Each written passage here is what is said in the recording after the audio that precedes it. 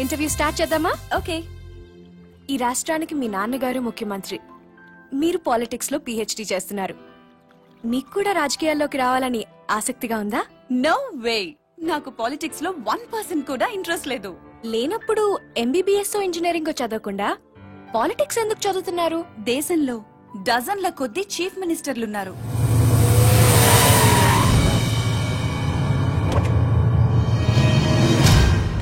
వేలల్లో ఎమ్మెల్యేలున్నారు.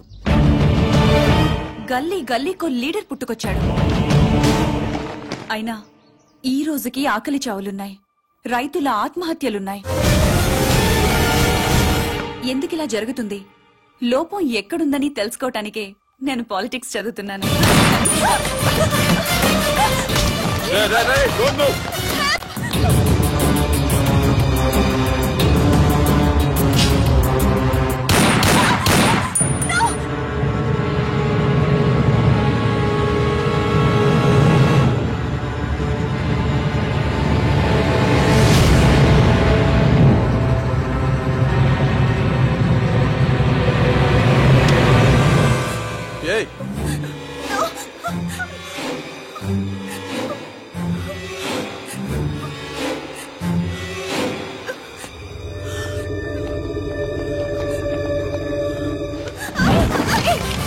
అమ్మాయి ఎవరో తెలుసా?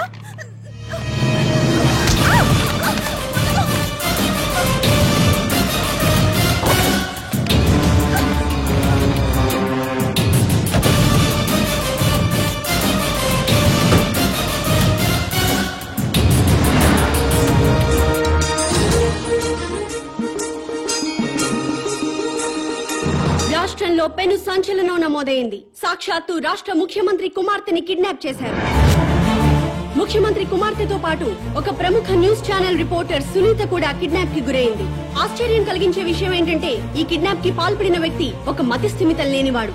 మెంటల్ హాస్పిటల్ నుంచి పారిపోయి ఈ కిడ్నాప్ కి పాల్పడ్డాడని పోలీస్ కమిషనర్ చెప్తున్నారు.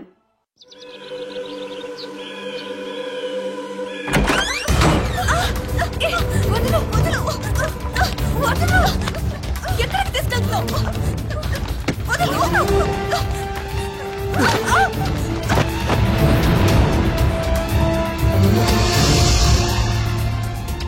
ఎవడు నువ్వు? మా డాడీ మీద పొలిటికల్ గ్రడ్జా? రౌడీవా, గూండావా, టెర్రరిస్టువా, లేక కిరాయి హంతకుడివా? డబ్బుల కోసం కిడ్నాప్ చేసావా? ఓకే, నేను సీఎం కూతుర్నని తెలియక కిడ్నాప్ చేసుంటావు. ఇప్పుడు తెలిసింది కదా? తెలిసిందిగా. వదిలేస్తే క్షమించేస్తాను, లేదా మా డాడీకి చెప్పి డాడీకి చెప్పి ఎన్కౌంటర్ చేయిస్తా.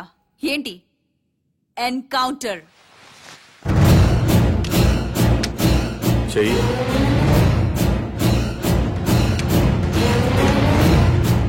బాస్ ఎన్కౌంటర్ చేయమన్నారు, చెయ్యాలి కదా.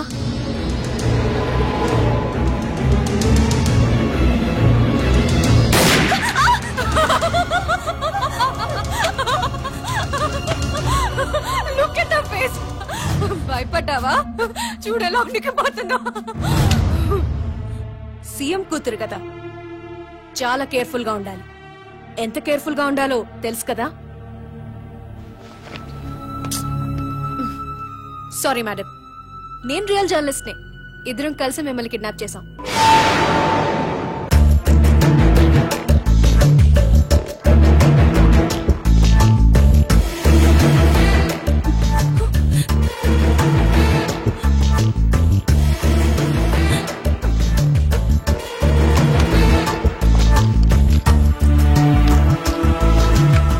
Best of luck. సార్, మీ అమ్మాయి కిడ్నాప్ కి కారణం ఏమై ఉంటుందనుకుంటున్నారు? అసలు ఈ సంఘటనే ఊహించలేకపోతున్నాను. నాకు కానీ మా కుటుంబానికి కానీ ఎవరితోనూ వ్యక్తిగత కక్షలు లేనే లేవు. సార్, మీ అమ్మాయికి లవ్ అఫేర్ ఏమైనా ఉందా? ప్రేమ గీమ ఏమీ లేదు.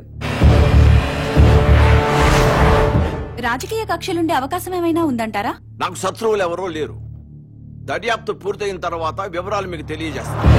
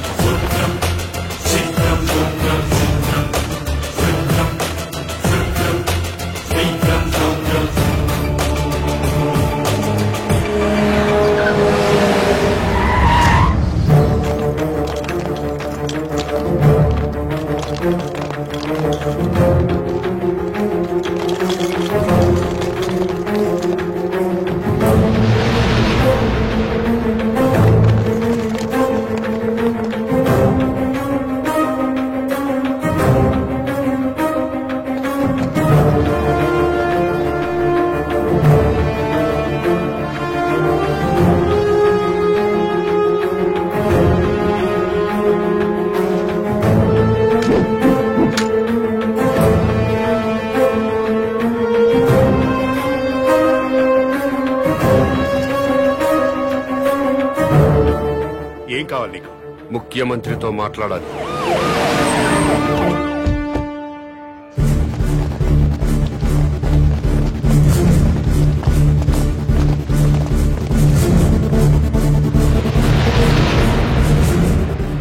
నీ డిమాండ్స్ ఏమిటి?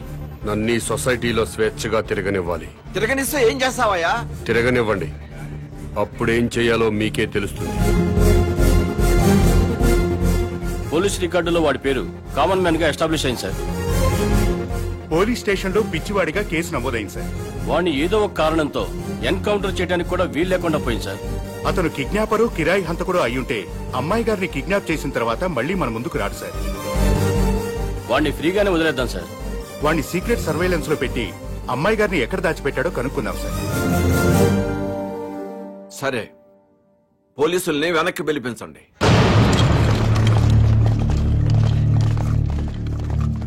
ఇక్కడంతా ఏదో మిస్టరీగా ఉంది దీప్తి. కిడ్నాపర్ ని వెంటనే అరెస్ట్ చేసే అధికారం ఉన్నా పోలీసులు ఎందుకు మౌనంగా ఉన్నారో, ముఖ్యమంత్రి ఎందుకు యాక్షన్ తీసుకోవటం లేదో అంతా మిస్టరీ అనే చెప్పొచ్చు దీప్తి. వాడు ఏ యాక్టివిటీ కోసం పబ్లిక్ లోకి వచ్చాడో సీక్రెట్ సర్వేలెన్స్ పెట్టండి. వాడిని ఫాలో అవ్వండి Sriram. Okay sir. Sir, police రికార్డుల్లో మీకు మెంటల్ అని ఉంది. మరి చూడడానికి బాగానే ఉన్నారు. సీఎం గారి కూతురుతో పాటు జర్నలిస్ట్ ఎందుకు కిడ్నాప్ చేశారు? సునీత మీకు ముందే తెలుసా? ఇక్కడ ఏమైనా గుడి ఉందా? లేదండి, వైన్ షాప్ ఉంది.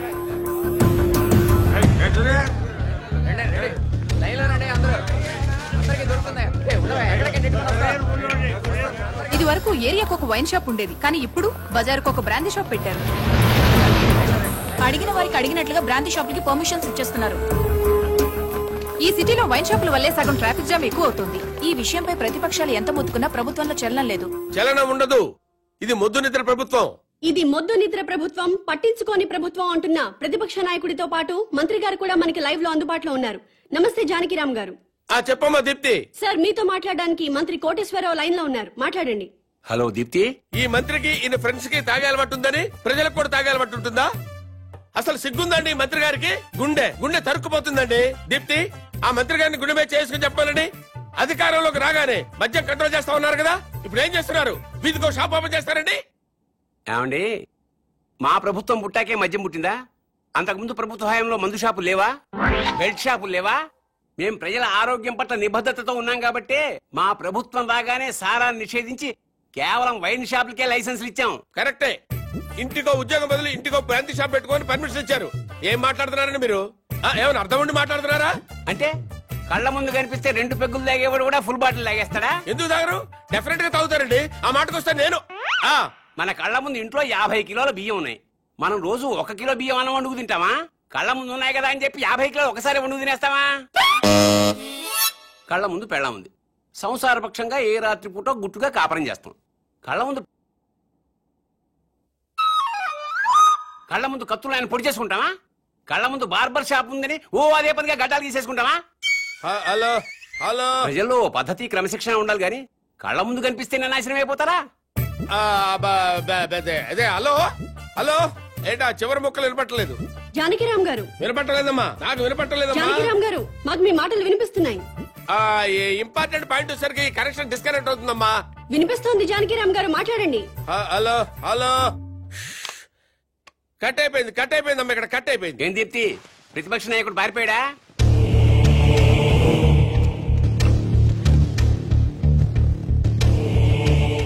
మీరు కామన్ మ్యాన్. నమస్కారం అండి. నమస్తే. నేను కొత్తగా వ్యాపారం స్టార్ట్ చేయబోతున్నాను. అవునా, చాలా సంతోషం అండి. Best of luck. మీరే వచ్చి రిబ్బన్ కట్ చేయాలి. నేనా? అవును. మహాభాగ్యం. లొకేషన్ ఎక్కడండి?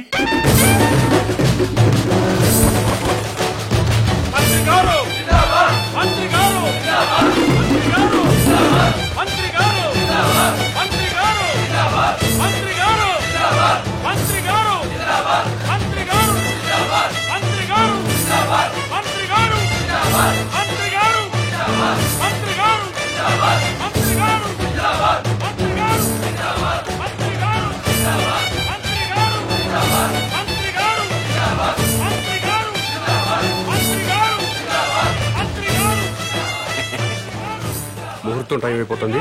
ముందుగా నేమ్ బోర్డు ప్రారంభోత్సవం చేయండి. ఈ కామన్ మ్యాన్ గారు చేపట్టిన వ్యాపారం నా చేతుల మీదుగా ప్రారంభమవుతున్నందుకు ఆనందపడుతూ గర్వపడుతూ తన్మయత్వం చెందుతూ లాగుతున్నాను. చప్పట్లు కొట్టండి కొట్టండి కొట్టండి అయ్యా.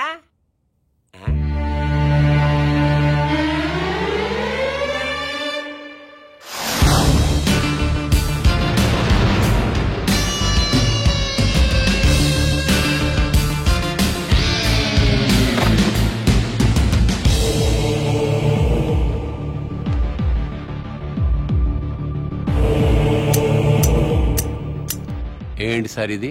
కత్తెరా. ఇదిగా సార్ అది వ్యాపారం. ఇదేం వ్యాపారం సార్?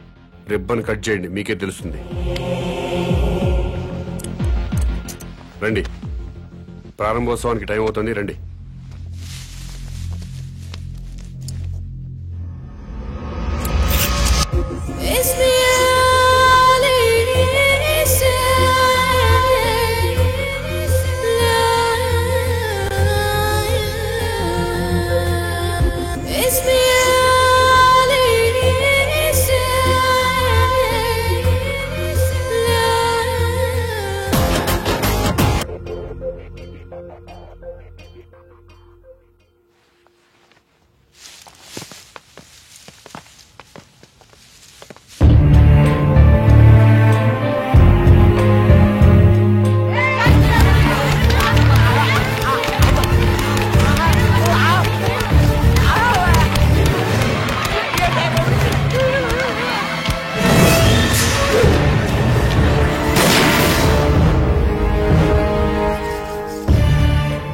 ఆవేశపడ్డం మాని మీకు వచ్చిన బాధ ఏంటో చెప్పండి, సమాధానం చెప్తాను.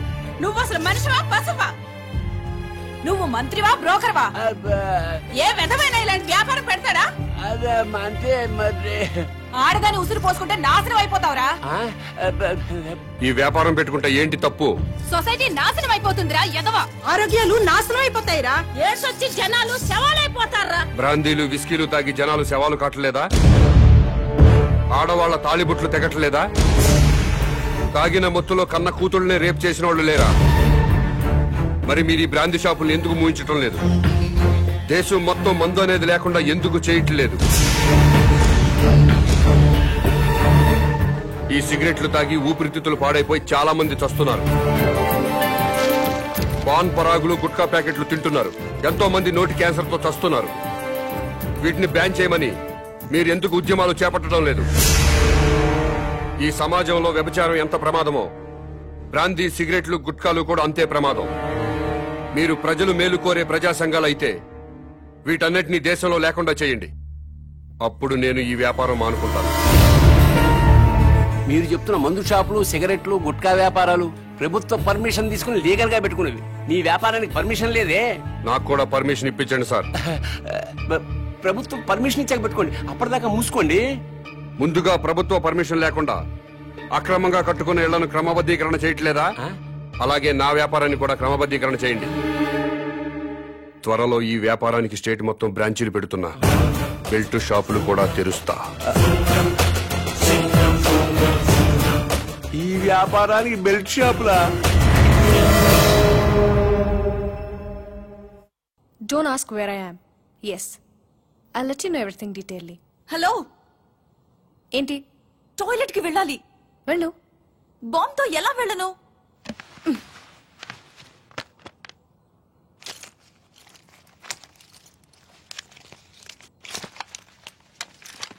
జాగ్రత్త. Be careful. Yeah. Bomb.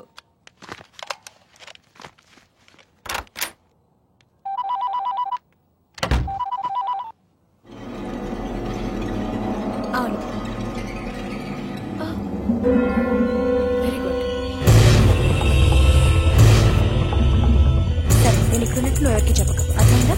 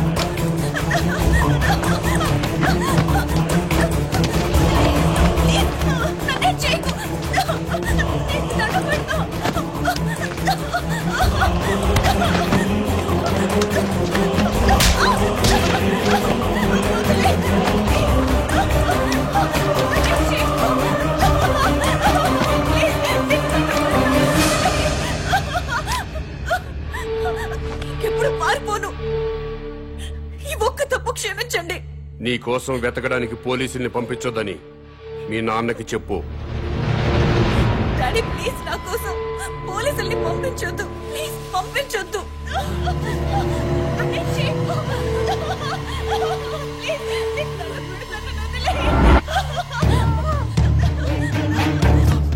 Punna Punna